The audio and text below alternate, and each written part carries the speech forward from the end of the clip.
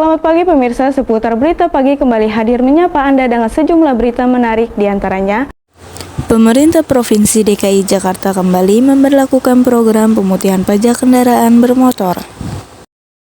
Proyek galian saluran air di kawasan Karangtengah, Lebak Bulus, Jakarta Selatan mengundang perhatian warga setempat.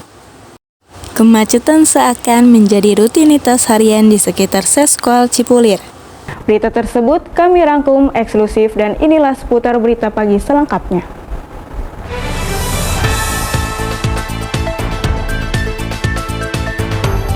Selamat pagi pemirsa, Anda menyaksikan program Kabar Pagi bersama dengan saya Hanum Salsabila selama 1 jam ke depan.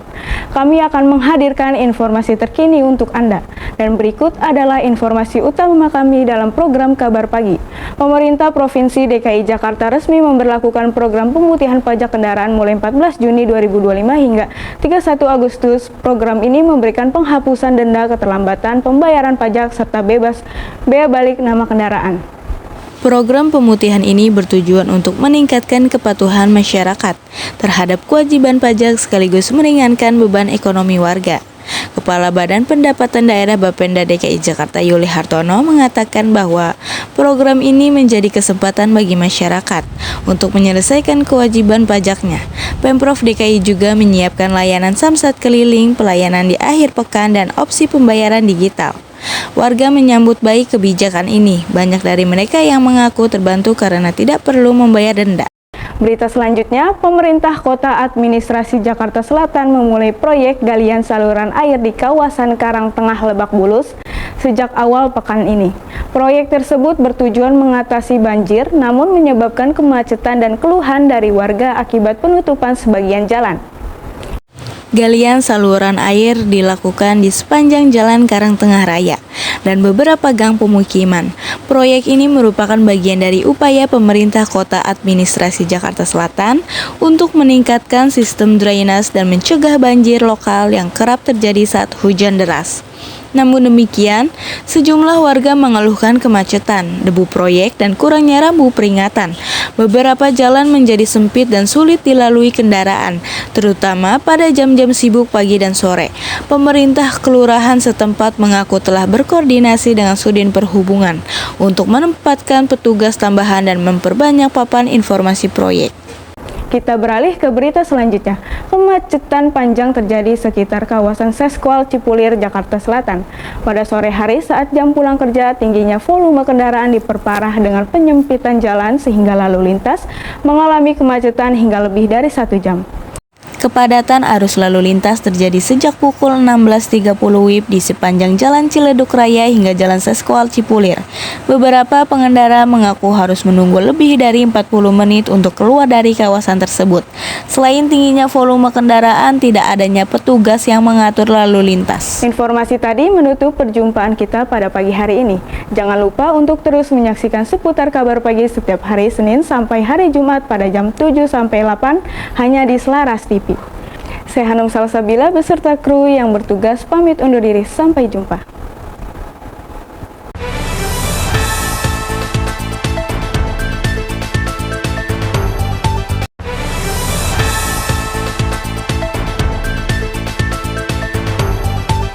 Selamat sore pemirsa, seputar berita petang kembali hadir menyapa Anda dengan sejumlah berita menarik diantaranya.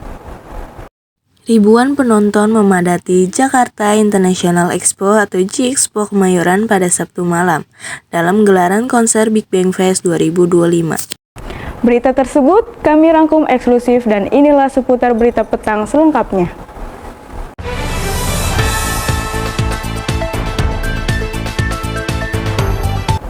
Selamat sore pemirsa, Anda menyaksikan program Kabar Petang.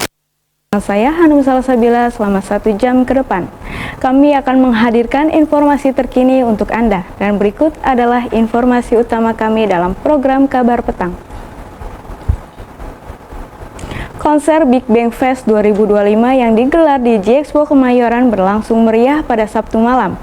Penampilan Hindia, Bernadia, dan Juicy Lucy berhasil memikat ribuan penonton yang memadati area sejak sore hari. Ribuan pengunjung memadati area konser sejak sore hari. Penampilan para musisi ternama seperti Juicy Lucy, Bernadia, dan Hindia sukses memanaskan panggung utama. Tak hanya menjadi ajang hiburan, Big Bang Fest juga menjadi ruang berkumpulnya komunitas pecinta musik lintas genre dan generasi. Kehadiran Taman Literasi Blok M disambut antusias oleh warga Jakarta.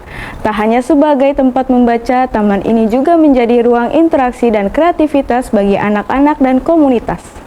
Halo pemirsa, saya Hanum Salsabila. Saat ini saya sedang berada di Taman Literasi Blok M, Jakarta Selatan. Taman ini begitu indah untuk kita pandangi dan juga terutama untuk anak generasi Z yang berdatangan untuk berdiskusi ataupun membaca buku atau hanya sekadar menikmati pemandangan yang asri ini. Dengan desain yang modern, ramah anak, dan artistik, Taman Literasi Blok M telah menjadi ruang publik yang tidak hanya indah secara visual, tetapi juga bermakna secara intelektual. Taman literasi ini tak hanya menawarkan ruang hijau yang nyaman, tetapi juga menyediakan berbagai fasilitas seperti perpustakaan terbuka, rak buku gratis, hingga area diskusi yang terbuka untuk umum. Tempat ini menjadi magnet baru bagi warga Jakarta yang ingin menikmati aktivitas literasi di ruang terbuka. Baik, di sini saya sudah bersama salah satu pengunjung di Taman Literasi Blok M, Jakarta Selatan. Permisi Kak, maaf mengganggu waktunya. Dengan kakak siapa namanya? Nama saya Bintang. Kenapa sih kakak memilih Taman Literasi ini? Alasan saya memilih Taman Literasi ini karena tempatnya lumayan nyaman. Habis itu juga di sini tuh menyediakan buku-buku untuk dibaca. Kebetulan saya juga tadi barusan habis baca buku sih di sini. Baik, terima kasih Kak Bintang. Demikian, itu saja informasi dari narasumber yang ada di salah satu pengunjung di Taman Literasi Blok M, Jakarta Selatan. Menurut salah satu pengunjung, keberadaan taman ini sangat membantu meningkatkan minat baca, terutama di kalangan remaja maupun pelajar.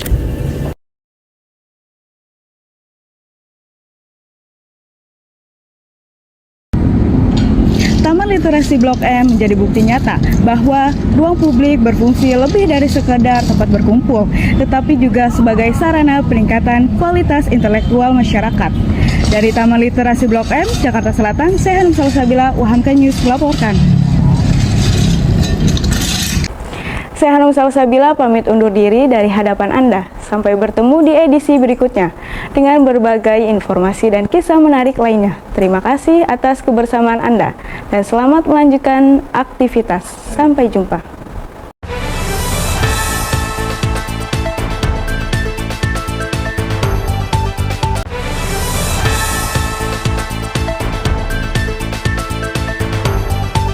Selamat sore pemirsa, salam olahraga dan salam sehat. Seputar sport sore menyapa Anda dengan berita menarik diantaranya. Olahraga pedal semakin populer di Indonesia.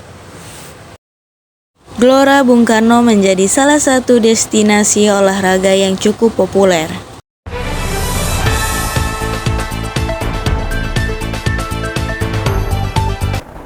Selamat sore pemirsa, Anda menyaksikan program Champion Sport bersama dengan saya Hanum Salsabila selama 1 jam ke depan.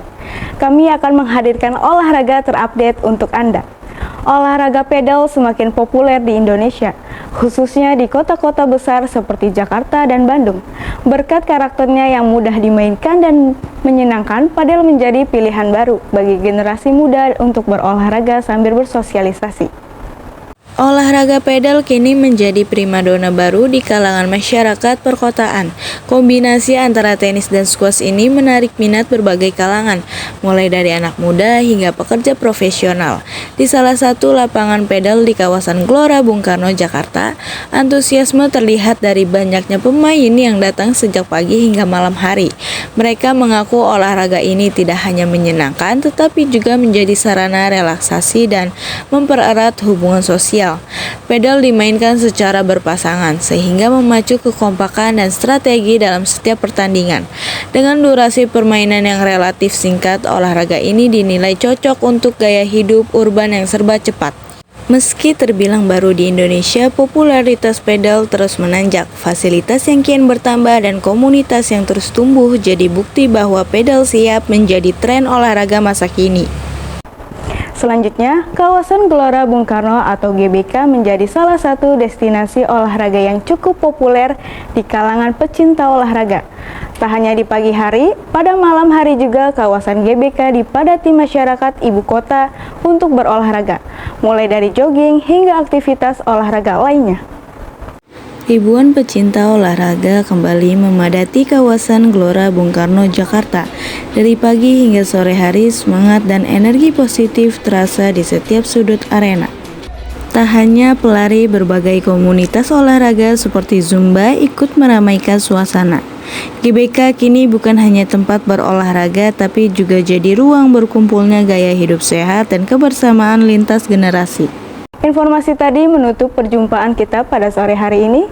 Jangan lupa untuk terus menyaksikan seputar Champion Sport setiap Sabtu dan Minggu pada jam 6 sampai 7 hanya di Selaras TV. Saya Hanum Salsabila dan kru yang bertugas pamit undur diri. Sampai jumpa.